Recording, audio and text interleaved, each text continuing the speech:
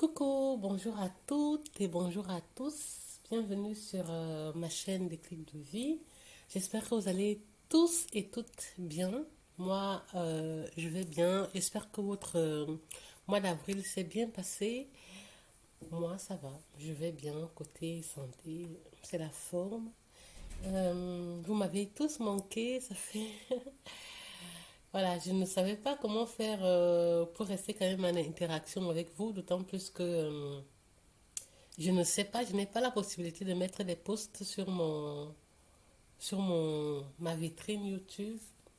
Donc, mais voilà. Et je me suis dit, Diri, tu gardes ton mal en patience. À la fin du mois, tu vas retrouver tu vas retrouver tes chers abonnés et puis vous pourrez, voilà, vous pourrez continuer dans l'interaction. Mais j'espère qu'entre-temps, vous avez bien continué votre mois d'avril.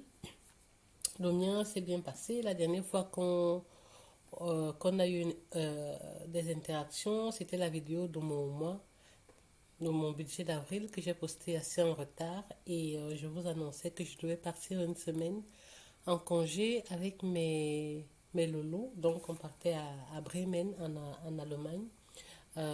Chez mes frères et sœurs et ça s'est vraiment très très bien passé. Je ne sais pas si je saurais insérer quelques photos dans ma vidéo. Sinon, voilà, c'était bien. On a passé une chouette semaine, Pascal. Et nous sommes rentrés le dimanche de Pâques, comblés, fatigués. Mais voilà. Et les enfants étaient trop contents. Ils disaient que c'est à refaire, à refaire. Voilà, c'était la première fois qu'ils vont si loin. Bon, si loin, si longtemps, parce qu'on a déjà été en Suisse. Et voilà, mais voilà si longtemps parce que le train avec les escales, c'était quand même long. On a passé plus de 5 heures voilà, sur la route. Mais en gros, voilà, ça a été. Donc aujourd'hui, on se retrouve pour faire mon bilan de ce mois particulier, mon mois d'avril, où j'ai fonctionné sans enveloppe. Allons voir si ça n'a pas été la catastrophe, hein. On va tout de suite se pencher pas dans mes enveloppes, là, pas dans mon filofax, parce que dans mon filofax, il n'y avait que le budget alimentaire, les 150 euros que je repartis sur 4 semaines, donc 60 euros pour les semaines avec enfants et 15 euros pour les semaines sans enfants. Donc, avant de voir ce qui s'est passé ici, commençons d'abord à faire le bilan virtuel. Le mois dernier, donc en début de mois, j'avais prévu d'avoir 1620 euros. Mais en réalité, j'ai eu 1703. J'ai prévu une allocation familiale 150 euros, mais j'ai reçu 131 euros. Ce qui fait que réellement, au lieu d'avoir 1893, j'ai reçu 1831. Voilà, 3. Donc, ce qui fait qu'il y a déjà un léger écart négatif par rapport à ce que j'ai prévu. Même comme j'ai gagné plus que ce que j'ai prévu, mais voilà, les allocations familiales ont réduit l'écart. À ça, j'ai payé mes dépenses, j'ai payé mes factures réelles, donc mon loyer, l'électricité. Le mois dernier, j'avais l'eau à payer, donc 120 euros, c'est une facture, comment dire, trimestrielle que j'ai payé. Donc j'ai pris dans ce qui me restait de provision de charge, hein, parce que tous les mois je mets un petit peu dans mon reste, un petit peu dans le découvert, un petit peu dans mes provisions de charge. Donc ça m'a permis de payer les 120 euros. C'est pour cela que je ne mets pas ça ici, parce que je n'ai pas pris ça sur le budget de ce mois-ci. J'ai pris ça dans les provisions de charge. Mon épargne pension qui passe automatiquement, l'épargne pour mes enfants qui passe automatiquement. Voilà, voilà mes provisions de charge, 190 et 270 euros. Euh, L'amende, 40 euros. Ben, je vous explique l'histoire de l'amende. J'ai eu une amende administrative de 116 euros à payer. Pourquoi? Parce que je me suis garé un matin où je me gare tous les jours pour aller prendre mon train et aller travailler. Et un soir, en rentrant du travail, je trouve qu'ils ont laissé une amende devant sur mon pare-brise. Je dis, mais tiens, mais pourquoi? Je regarde, je vois que mais je ne suis pas en infraction, il n'y avait pas une plaque, il n'y avait pas... Bref, mais c'est vrai que j'étais pas très très loin du passage piéton, mais je me gare, tout le monde se gare comme ça. J'étais pas à moins de... Je n'étais pas à 5 mètres du passage piéton, j'étais peut-être à 3 mètres du passage piéton. Mais voilà, je n'étais pas sur le passage piéton. Je me suis dit, ah, c'est sûr que c'est ça. Bref, ils m'ont mis un truc, comme quoi ils vont me rédiger un PV. Et donc, c'était la police. J'appelle donc le numéro qui était là, j'appelle la police de ma commune. Et je leur dis, mais j'ai trouvé un papier, PV va être rédigé sur mon pare-brise. Vous pouvez m'expliquer ce que j'ai fait comme infraction. Ils me disent que je me suis garée à moins de 5 mètres du passage piéton. C'est dangereux pour les blablabli, blablabla. Un endroit, franchement, où il n'y a même pas, pas tant que ça. Il n'y a pas là, pas beaucoup de voitures qui passent là. Je dis, mais voilà, depuis que 5 ans, plus de 5 ans que j'ai mon permis, c'est la première infraction que je commets, entre guillemets. Même comme moi, je ne vois pas, je n'étais pas garée sur le passage piéton, ni même à 1 mètre, ni à 2 mètres. Euh, il dit, mais vous ne me donnez même pas un avertissement, vous allez direct sur amende, quoi. Donc vous sautez toutes les cases que vous pouviez cocher là, fiou, directement vous mettez l'amende. Euh, voilà, mais franchement, depuis que j'ai mon permis, je fais quand même attention. Vous ne pouvez pas me donner un avertissement, vous donner, il dit non, c'est comme ça, si je veux, je conteste.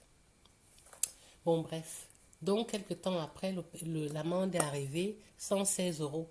Voilà. Donc, ils vont direct à 116 euros. Première fois que tu commets une infraction de la route, entre guillemets, voilà, tu t'es garé, je n'étais pas garé au milieu de la rue, quoi. J'étais garé bien à la place, mais bon, bref. 116 euros. Comme si l'argent tombait du ciel, quoi. 116 euros. Ouais, bref. Toujours est-il dit que je me suis rendu compte que vouloir même contester, ça va me faire le mal de tête, ça va me donner le mal de tête. Et puis, eux, ils ont toujours raison, quoi.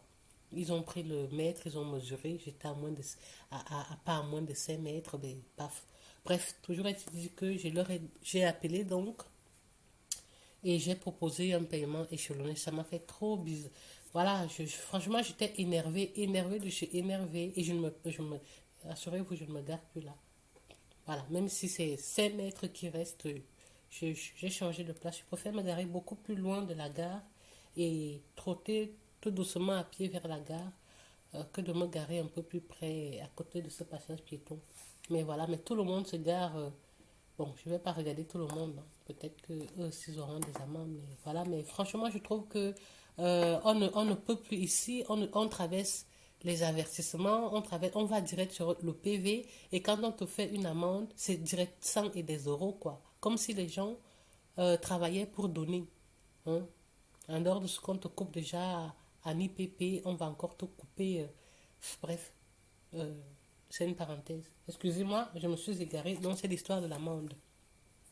Donc, j'ai proposé un paiement en 4 tranches, 40, 40 et 36. Bref. Donc, le mois dernier, j'ai fait ce premier paiement. Ça va revenir sur le récap des dépenses que j'ai défalquées sur mon enveloppe virtuelle. Donc, ici, c'est téléphone, internet, 64 euros que j'ai payé. Donc, si je fais le total de mes dépenses normales, fixes, normales, sans tenir compte de l'eau et sans tenir compte de l'enveloppe virtuelle, je suis dans les dépenses obligatoires qui passent automatiquement, en plus de mon épargne pension et l'épargne de mes enfants.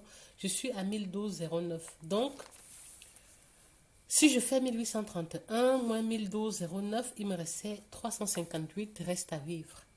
Dans les 358, 91, j'ai budgétisé mes 150 euros enveloppe alimentaire que j'ai enlevé. Et puis, ce qui devait rentrer dans les enveloppes, je n'ai pas fait parce que j'ai eu une urgence voilà, dans mon pays, dans ma famille, et j'ai contribué à l'urgence, donc à hauteur de 198,54. Il me restait solde dans mon compte en banque 10,37 euros. Donc, voilà. Donc, si je viens faire le bilan réel de mon mois, euh, Si je fais le bilan, je viens d'abord ici sur la répartition de mes frais, euh, des frais extraordinaires que j'ai dû défalquer ce mois-ci. Je viens faire ici. euh, j'ai sorti ça de l'enveloppe virtuelle. Souvenez-vous, provision. Excusez-moi, on a été coupé, carte mémoire saturée. Voilà, donc je disais que 460 euros que j'ai budgétisé depuis janvier n'a jamais, donc 270 euros pour les provisions de charges et 190 pour les enveloppes virtuelles, ça n'a jamais servi pour ce à quoi j'avais pensé cette budgétisation. Donc j'ai toujours utilisé ça comme fonds de roulement, ça m'a toujours servi à régler les imprévus, mais au grand jamais euh, ce pourquoi j'avais décidé de mettre de côté ce montant. Ce mois-ci, ce n'est pas une exception. Pour ceux qui me suivent, vous savez que voilà, de ce côté, le plan, il est foiré. C'est mort. Donc, voilà, c'est revenu pour ça, pour combler un petit peu le manque. Donc, voilà, j'ai dû payer 40 euros supplémentaires que j'ai pris pour aller dans les afro-shops. J'avais besoin de manger africain, donc j'ai dû dépenser 40 euros pour ça. C'était 38 euros et demi. Moi, j'arrondis à 40 euros parce que je n'aime pas trop calculer les demi. Je préfère avoir les chiffres ronds, c'est plus facile pour moi pour calculer. Donc, c'était moins de 40 euros, c'était 38 euros quelque chose. Maintenant, pour mon ticket de train pour aller en Allemagne, je vous avais dit que j'avais pris ça dans l'enveloppe virtuelle. Ça m'a coûté 78 euros. Pour mon amende, 40 euros. L'eau, 120 euros. Donc, le total, premier total, c'était 278 euros. Mais mon syndicat, j'ai changé de syndicat. Du coup, je ne paye plus à l'année. Le nouveau syndicat, je le paye au mois. Je paye 17,60 euros. J'ai toujours pris dans ces enveloppes virtuelles. Voilà, donc le montant de la Fresh Shop, c'était ça. 37,82. Mais ça veut dire que j'ai encore pris un autre. Ah oui, oui, complément. Souvenez-vous, quand je partais en Allemagne, mon budget de la semaine, comme c'était semaine avec enfant, c'était de 60 euros. Et j'ai pris 40 euros dans le compte des enveloppes virtuelles pour compléter, pour que j'ai 100 euros en espèces pour dépenser là-bas. Donc, c'est ça, c'est 100 euros. Et puis, AfroShop, voilà. Ce n'est même pas 38 euros, c'était 37,82. Donc, le total des dépenses que j'ai pris dans cette enveloppe virtuelle est de 333,42. Voilà. Donc, pour comprendre mieux le bilan que je vais vous montrer tout à l'heure. Donc, je vais tourner, je viens dans ma page bilan, donc bilan des dépenses du mois. Ici, entrée, salaire 1703, 3. Allocation familiale 131. Ça veut dire qu'en entrée, j'ai eu 100 1831,3. En sortie, j'ai dépensé. euh, ok, en sortie, j'ai dépensé 1012,09. J'ai dépensé 33,42 et c'est ça, hein. C'est ça plus. Je m'embrouille. Où est la calculatrice? Donc, bref, ça plus ça me donne 348,54. Donc, total des dépenses, ça m'a donné 1703,43.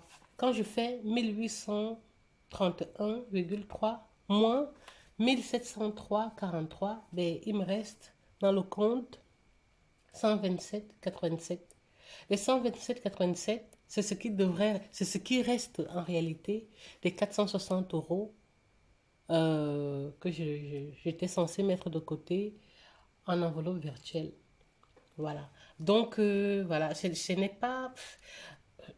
Encore une fois, je ne viendrai pas dire que c'est un positif parce que je n'ai pas respecté mon budget.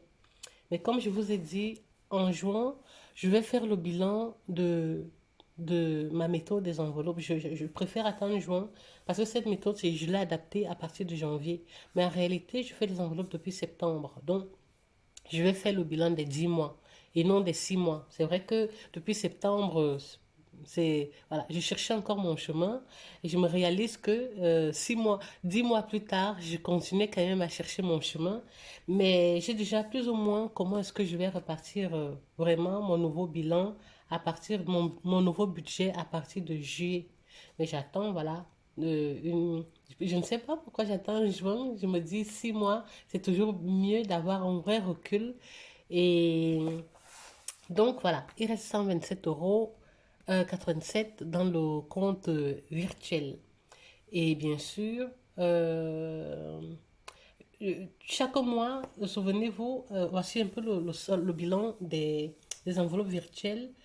En janvier, il me restait 142 € et des.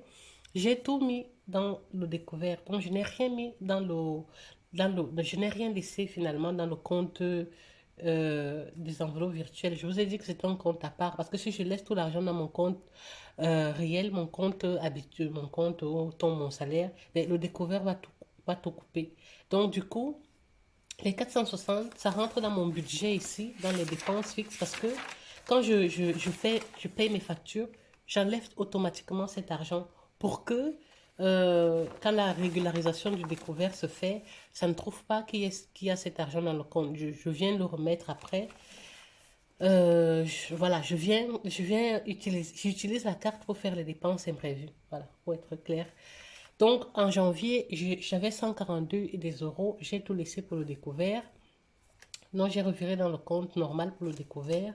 En février, il me restait, je ne sais plus combien, un peu plus de 200 €. J'avais laissé des brouettes pour le découvert. J'ai mis 200 € à part.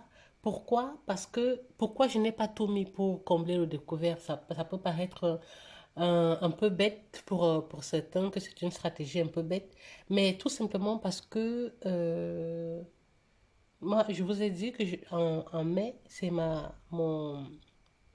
l'assurance de ma voiture. Donc, j'ai eu la facture ici, 910 €. Ils ont indexé ça hein, avec l'augmentation des prix.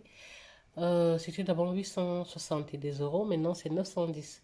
Donc, j'avais trop peur de cette facture. C'est vrai que je paye toujours avec ma prime de fin d'année, mais supposons que avec l'indexation des primes, ma prime elle soit inférieure. Donc, j'ai quand même préféré budgétiser mes provisions de charges pour amortir, euh, pour prévoir cette facture de prime annuelle d'assurance de la voiture.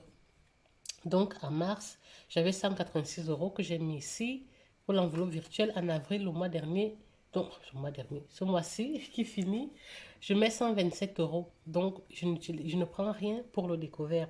Tout simplement parce que, voilà, on va faire le bilan de mai. Et je vous avais dit qu'ici, en mai, je vais boucler mon découvert parce que j'ai un remboursement d'impôt.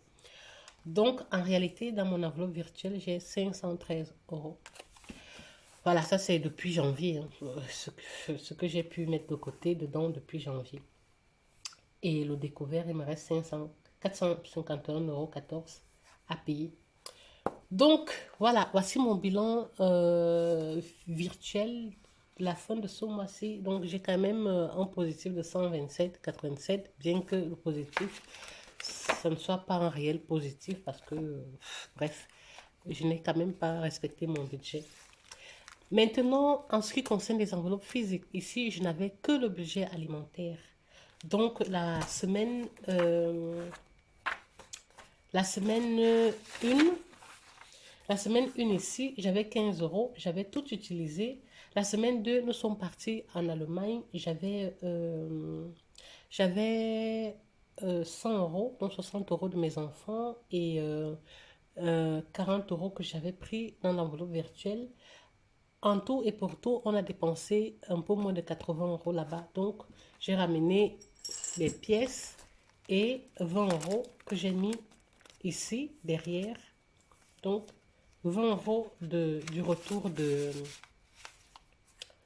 voilà, du voyage. Donc, j'avais 100 €. J'ai dépensé un peu moins de 80 € parce que les enfants ont fait des activités.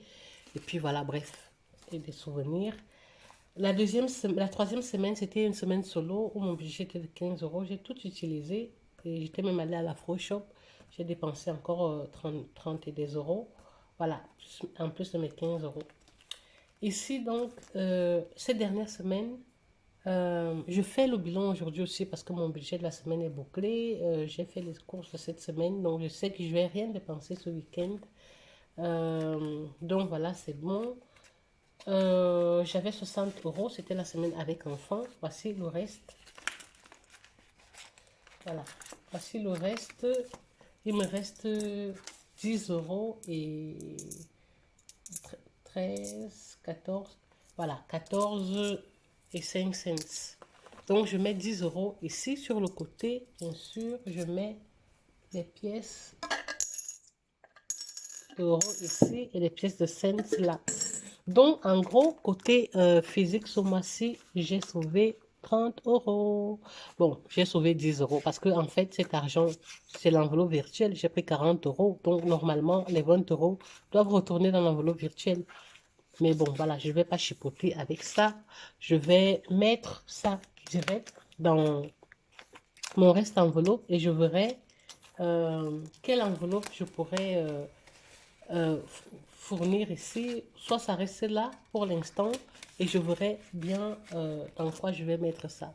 Alors, dites-moi vous, comment est-ce que votre mois s'est passé, votre bilan du mois. J'espère que vous êtes satisfait. Moi, ça va. Hein, vous voyez, je ne suis pas dans le rouge.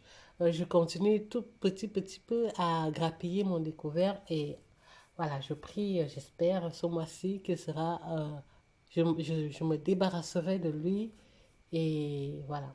Allez, on se retrouve bientôt pour mon budget d'avril. J'attends d'avoir tous mes sous. Bon, peut-être pas la prime de congé qui est vers la fin du mois. Bon, bref, je vais faire le budget de mai très prochainement. Sur ce, je vous souhaite un beau week-end, une belle journée de vendredi et je vous embrasse. Au revoir.